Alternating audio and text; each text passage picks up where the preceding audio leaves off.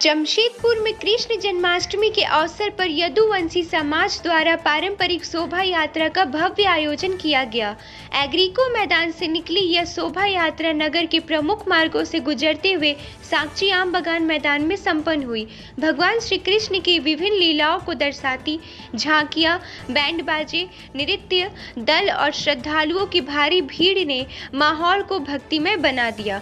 पूरे मार्ग में गूंजते जयकारे और भक्ति रस में लीन श्रद्धालु शोभा यात्रा की शोभा बढ़ाते रहे।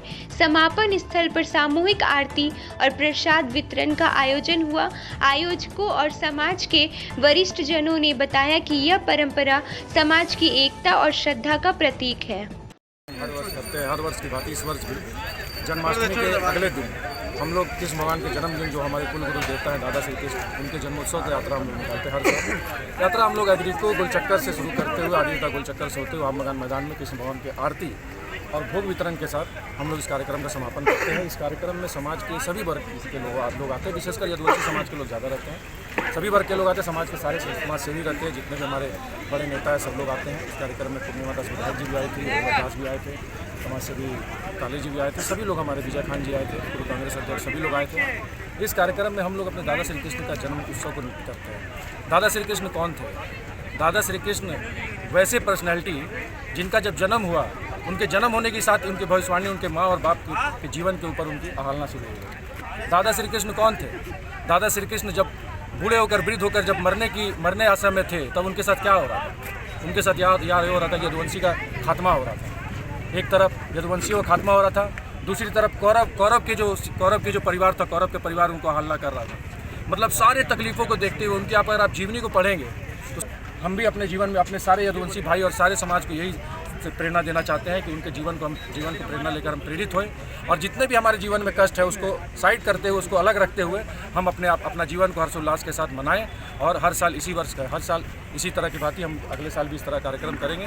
आप सभी लोग वहाँ पे आमंत्रित हैं, सभी का विशेष आभार, धन्यवाद।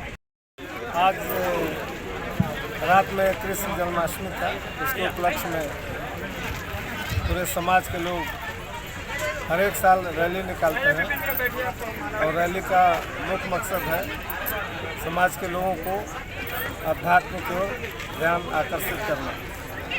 और हम लोग तो बहुत सौभाग्यशाली हैं कि अध्यात्म के अंग भगवान श्री कृष्ण हमारे वंशज, उसी वंश से हम लोग हैं और उनके जयंती के लिए हम लोग तन मन धन से जितने भी हमारे यदुवंशी भाई लोग हैं प्लस दूसरे कुछ समाज के लोग भी हैं जो कृष्ण को मानते हैं, हम लोग को साथ देते हैं। और ये जो आरती अभी खत्म हुआ है, इसके पहले जो था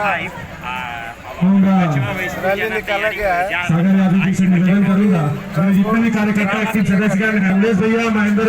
पूरा भ्रमण करके हम लोग साक्षी भैया उपस्थित हुए हैं। कितने लोग यहाँ पर आ जाए? बहुमूल्य लोग, महेंद्र जी, बुजुर्ग साथी हमारे आए हुए। क्या नाम है महेंद्र जी? आपका पूरा भगवान श्री कृष्ण के तरफ से और के माध्यम से आपको ये बताना चाहूँगा कि भगवान श्री कृष्ण सबके हैं, लेकिन ये आपके लिए गौरव का बात है।